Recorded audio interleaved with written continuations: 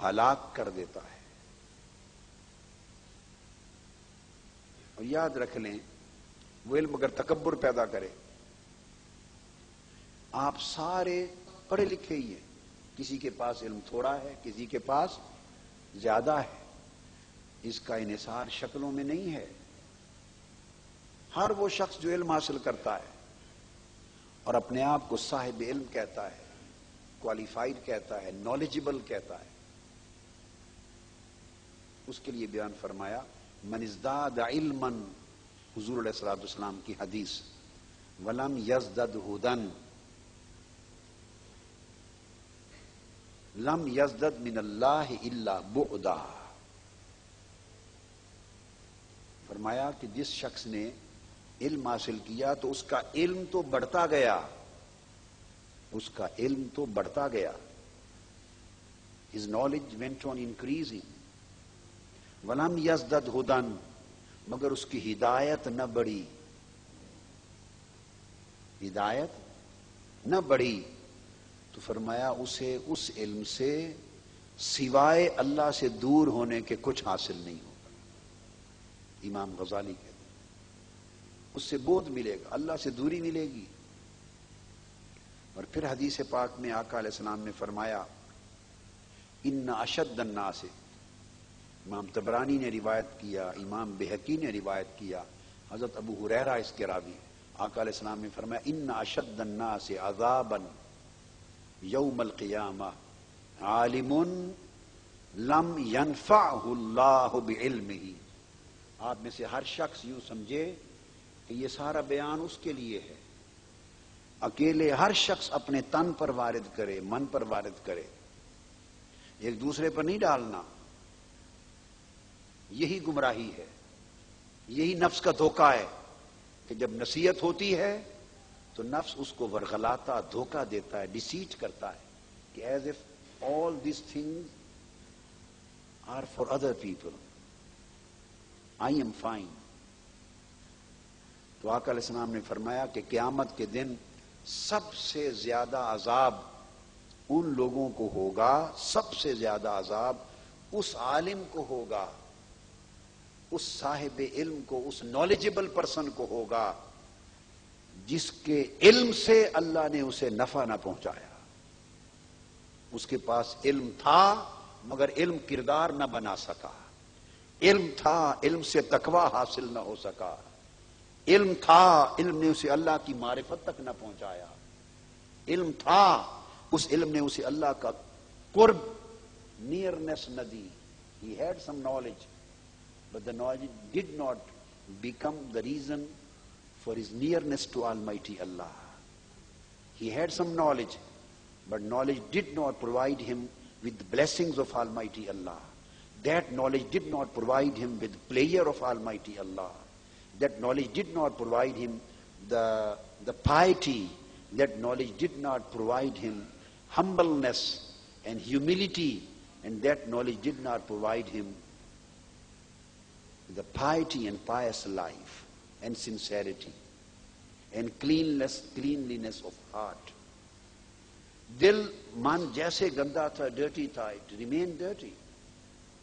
منافقت اندر رہی، غلاظت رہی، غفلت رہی، بے عملی رہی، ساری خرابیاں رہیں، علم بڑھتا گیا مگر ہدایت نہ بڑھی۔ تو فرمایا ایسے لوگوں کو عذاب قیامت میں سب سے زیادہ ہوگا۔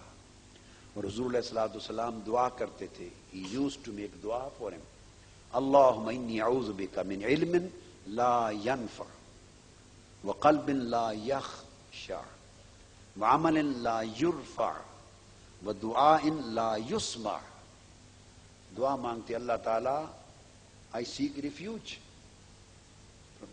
آپ سے پناہ مانگتا ہوں، کس چیز کی؟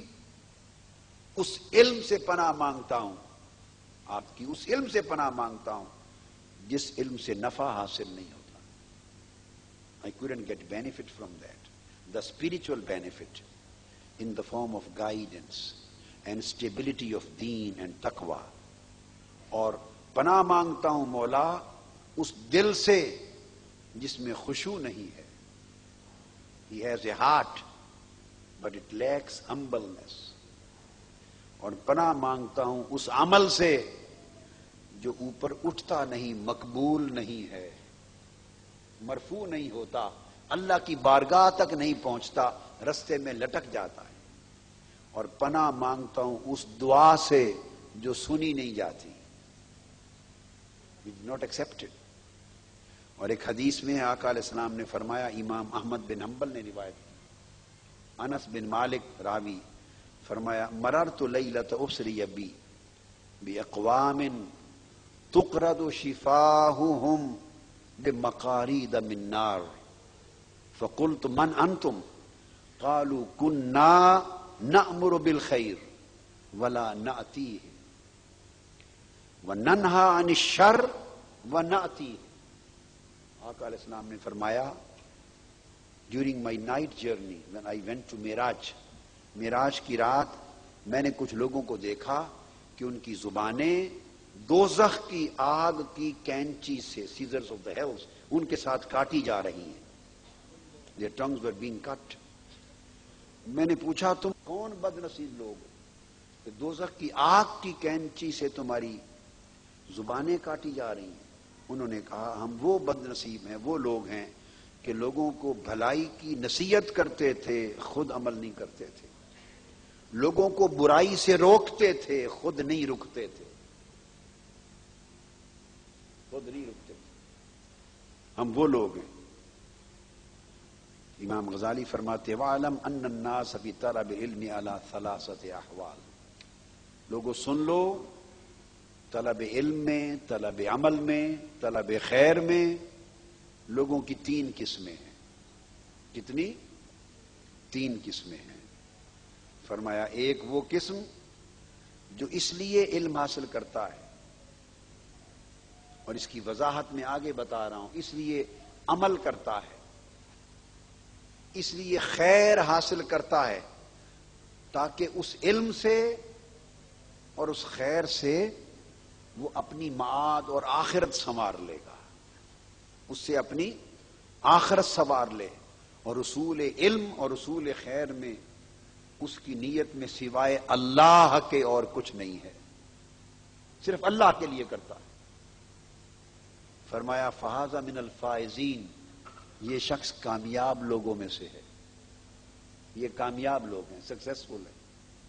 who is achieving the knowledge and doing the pious act, performing the pious act just for sake of Almighty Allah and for the reckoning of the day of judgment, so that he may become successful on the day of Qiyamah. These are successful people۔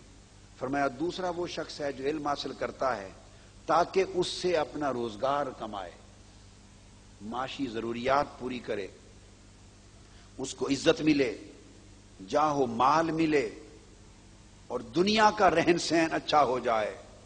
فرمایا یہ شخص سخت خطرے میں ہے، اس کا ایمان خطرے میں ہے، بہتر ہے وہ جلد توبہ کر لے موت سے پہلے تاکہ اس کا خاتمہ خیر پر ہو سکے۔ اگر توبہ کر لی تو بچ گیا، نہ کر سکا تو ہلاک ہو گیا۔ فرمایا یہ مخاطرین میں سے ہے۔ اور تیسرا وہ شخص ہے جو علم حاصل کرتا ہے، خیر ظاہری حاصل کرتا ہے، وَذَرِيَّةً إِلَى التَّكَاثُرِ بِالْمَالِ، اور اس سے مال جمع کرنا چاہتا ہے، زیادہ مال، جائیداد، پراپرٹیز، ویلتھ جمع کرنا چاہتا ہے، وَالتَّفَاخُرِ بِالْجَاهِ، اور اس سے زیادہ عزت اور بلندی اور فخر، پرائیڈ چاہتا ہے، وَالتَّعَزُّزِ بِكَثْرَةِ الْأَتْبَاعِ، اور زیادہ فالوئنگ چاہتا ہے، he wants so that maximum people may become my followers through my knowledge, because of my knowledge I should get maximum respect from the people۔